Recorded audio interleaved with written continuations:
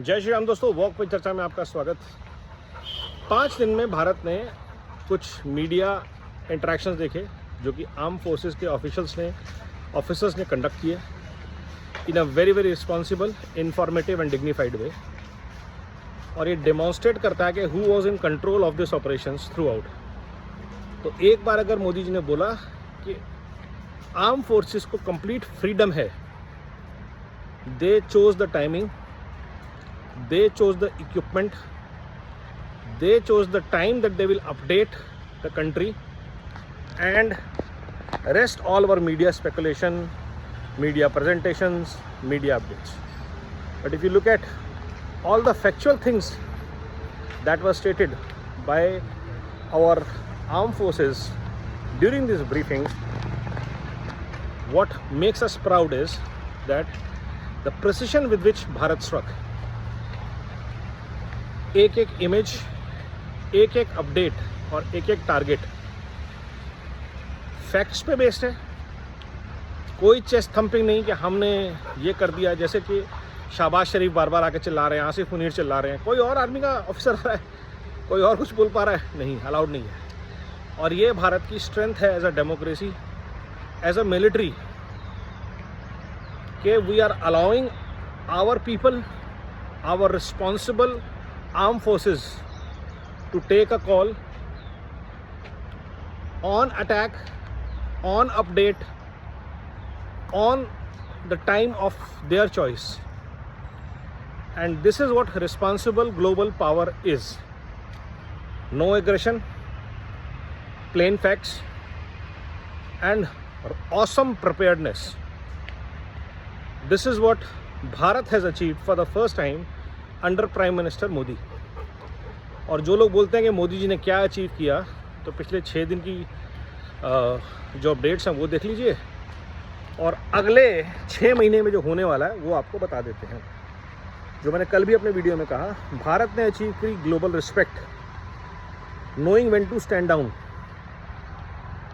भारत ने अचीव की global trust as an economy, as a military power, who didn't go after the country but the terror squads inside the country and its supporters. So even Pakistanis in their heart are thankful to Bharat to bring down the aggression and abusiveness of their armed forces. No doubt people of Pakistan might not have wanted this war, but the army wanted it and they got it. जितनी उनकी धज्जियाँ उड़ी हैं इस war में, अब आप बोलते जो मर्जी रहिए, लेकिन जो प्रूफ है वो बोलते हैं। आज यूएस में न्यूक्लियर एमिशन चेक करने वाली फैसिलिटीज़ पाकिस्तान में आ गई हैं यूएस से। क्यों? क्योंकि शायद भारत ने सरगोधा में और जहाँ की पहाड़ियों में जो हिट किया है, वो न्यूक्लियर आर्सेनल को हिट किया है, and their facilities are compromise, nuclear facilities. इन सब चीज़ों से आप इग्नोर नहीं कर सकते। अब आते हैं उन लोगों पे जो भारत में बैठ के सबूत मांग रहे हैं। पहले अटैक क्यों नहीं कर रहे? अटैक किया तो डीएस्केलेट करो, और जब छुप गया, अटैक बंद हो गया, तो मोदी जी आपने हमारी नाक कटा दी। What these people wanted? They wanted that Bharat should go through something like Ukraine Russia, so that there can be, food inflation, there can be anarchy, chaos, because that is what suits them. Unless there is anarchy, there is chaos, their politics doesn't rise.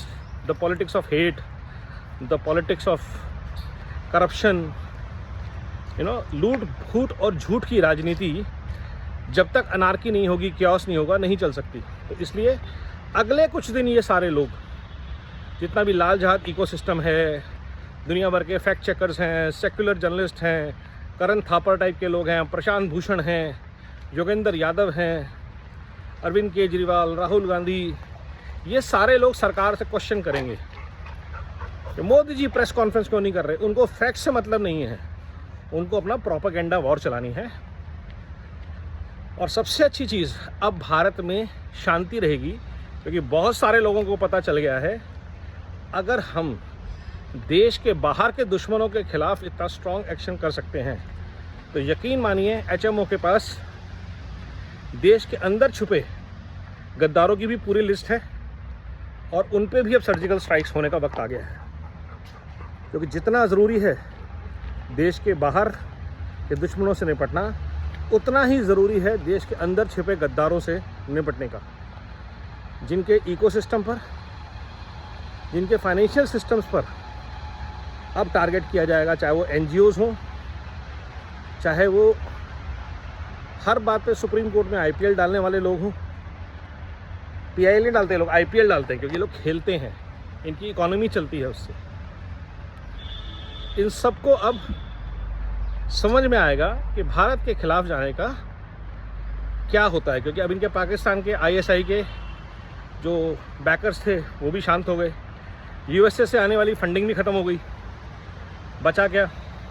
China अब ज़्यादा पैसा देने की हालत में रहेगा नहीं, क्योंकि इस वॉर में चाइना की भी थू हो गई।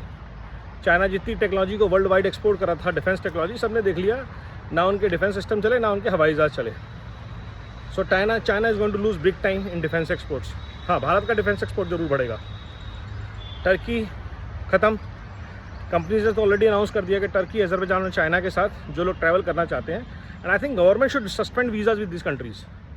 No business dealings, let's create a world, let's work in a world, let's interact with a world that respects Bharat, that respects our culture.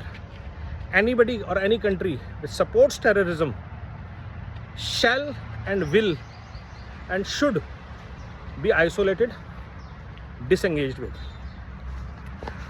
और जिस तरह से पाकिस्तान का हाल हुआ है, जो उनके सपोर्टर्स थे उनका भी शायद यही हाल होगा।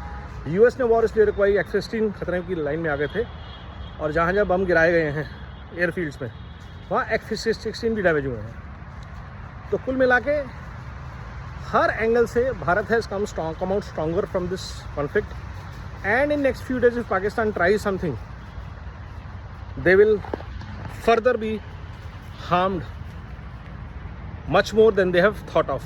So I don't think they will ever try to escalate this now. और hats off to Modi ji for doing this in a very very sharp, precise and dignified way for Bharat. Namo Bharat, Vande Mataram, Jai Hind.